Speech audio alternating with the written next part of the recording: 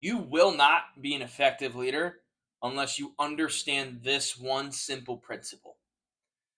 And I learned this principle very early in my career. Before I was overseeing multiple gyms, over 100 employees, leading initiatives, running successful gyms. Um, Early in my career, I started off in the sales part of the gym life, in the gym world. I call it the gym life because the gym business is your life. But I got moved into a sales manager role. And this was the first time that I was in charge of people and their success and their results. And when I got moved into this role, I had a boss who, to this day, is still one of the best human beings I've ever had the privilege of working for. And I still continue to call him a really great friend and a mentor. And he sat me down and he had me understand truly what being a leader really is.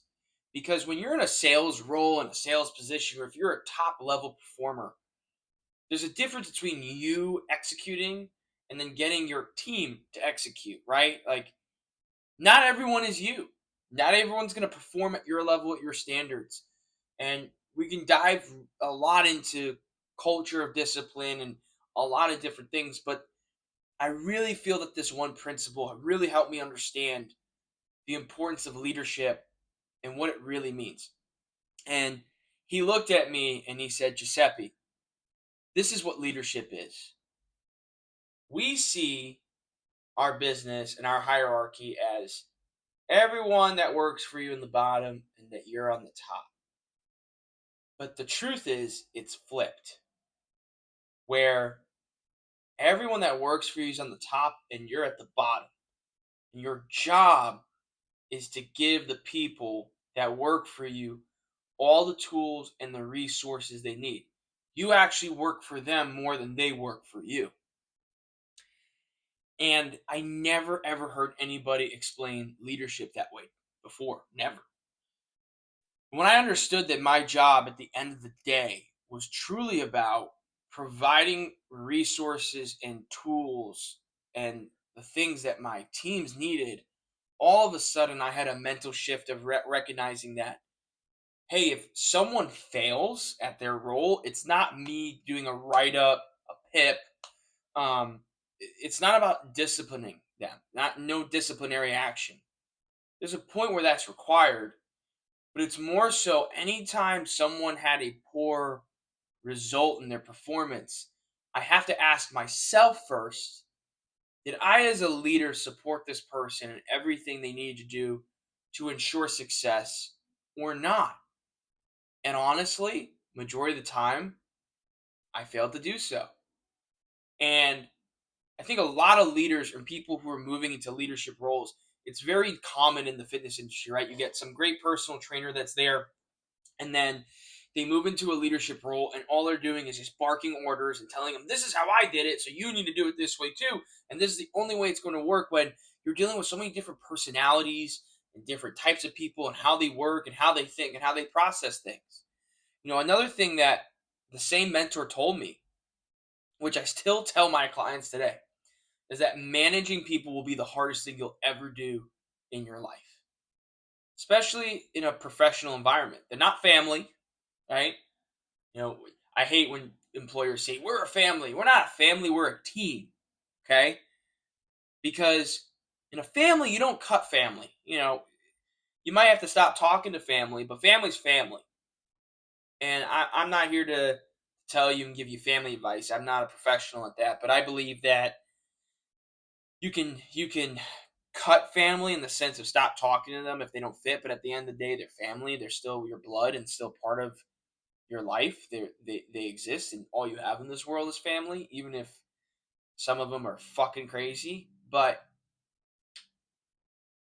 a team is all about performance and everyone fulfilling the role that's required for the team to move in the right direction. And when you're managing a team, everyone has to understand what the rules are and what the expectations are. And on a team, people get cut. And that's what we are. We're a team, right? You have a team of employees that work for you. You don't have a family. Quit saying that you have a family. But with that being understood, managing people will be the hardest thing that you'll ever do. And to simplify it, you need to ensure that you as a leader are providing your team members the, the tools, the resources, all the things they need to succeed. Well, how do you do that? Well, you as a leader need to grow. Ed Mylett talks about your internal temperature, right? If you don't know who Ed Mylett is, you need to check him out. He's one of my mentors. Super grateful to have him coach me, but talks a lot about this in his books. But we all have this internal thermostat of where we perform. And sometimes that temperature goes up, sometimes that temperature goes down, but it's very baseline, or baseline may not be the right words, but it's very just aligned in a section of different degrees, but within that frame, right? It's this idea that we can go up a few degrees, we can go down a few degrees, but sometimes we need to really increase that temperature out of that original frame. And the only way to do that is to invest in your own education, in your own development, and to become better. Find mentors, invest in coaching programs, read books. I mean, we have the internet. You're watching this video on YouTube. There's so many YouTube videos out there that are going to help you, right? If you're telling me, well, I don't want to spend money on investing in a coach or a mentor, I mean, that's fine. I just think I like to get things done in a more efficient and faster process. So being with a mentor and really working with them, I can get all the information that would take me hours to research and then hours to go through and then hours to pick and choose what makes the most sense through trial and error. I'd rather go through a mentor that can help me isolate all that stuff than having to do all the research. But at the same time, it's out there. The information's out there and you can find it. But all it takes is you really taking a bigger step in developing yourself. And you have to ask the honest questions. Am I truly the best leader that I possibly can be for my team? And if you say yes, but everyone is failing, that is your own ego speaking out.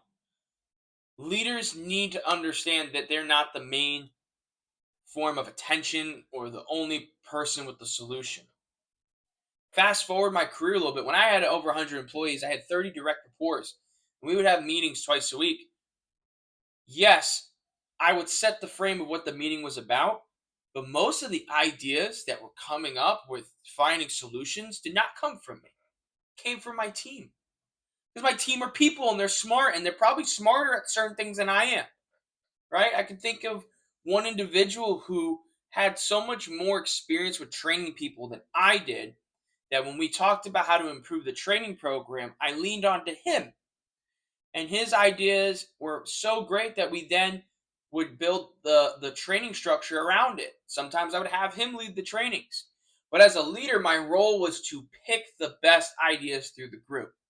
And the only way I'm going to find the best ideas and really understand which one stands out, which one's good, is that I'm taking the time to learn, to invest in myself, to get my education at a level so that my internal thermostat can be raised.